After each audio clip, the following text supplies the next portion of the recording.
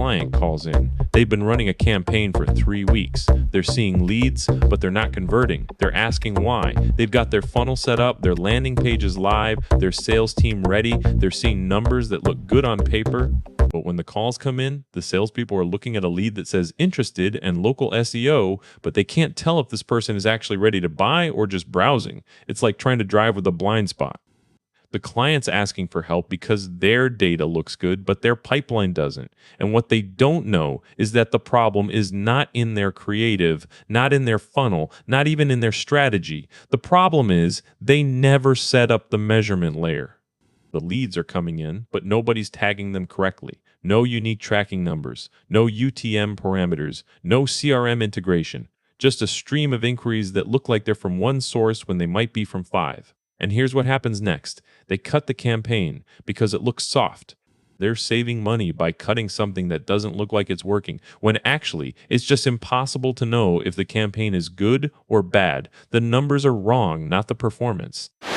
This is AI Lead Generation Agency Marketing, the show about building scalable lead generation systems. I'm Mikey, and today we're talking about instrumenting lead quality. Here's the core idea. If you can't count it, you can't optimize it.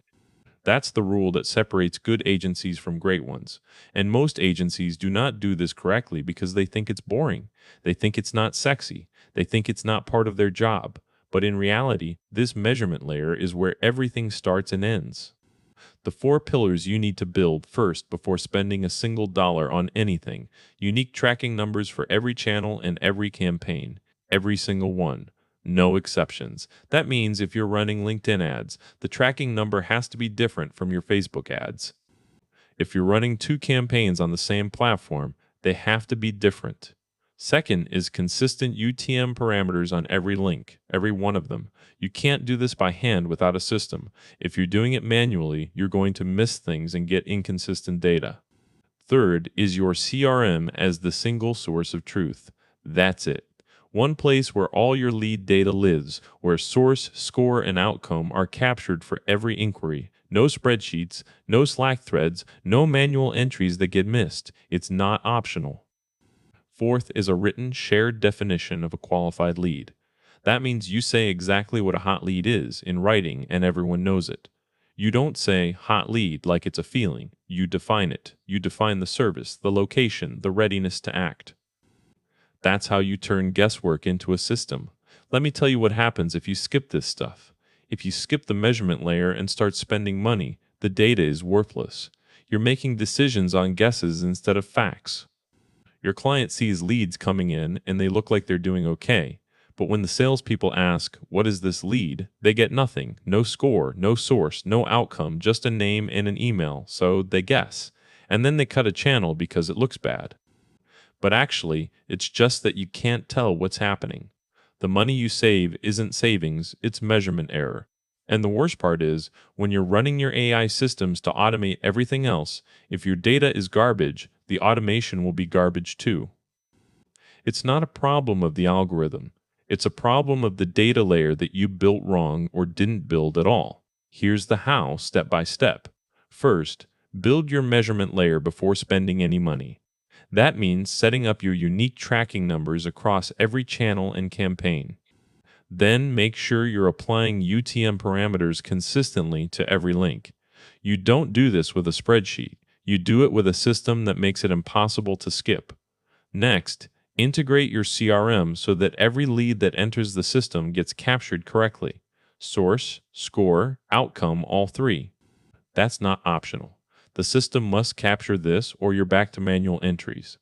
Finally, write down exactly what hot lead means for your agency. Include the service, location, and readiness to act. Put it in the contract. Put it in your onboarding doc.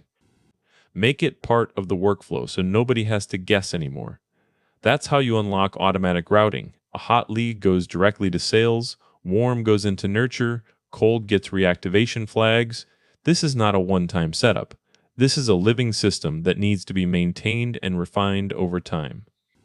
If you don't do this, you're building a house on quicksand. The one number that matters here is the definition of hot lead. If you don't define it clearly in writing and share it with everyone, then your whole system falls apart.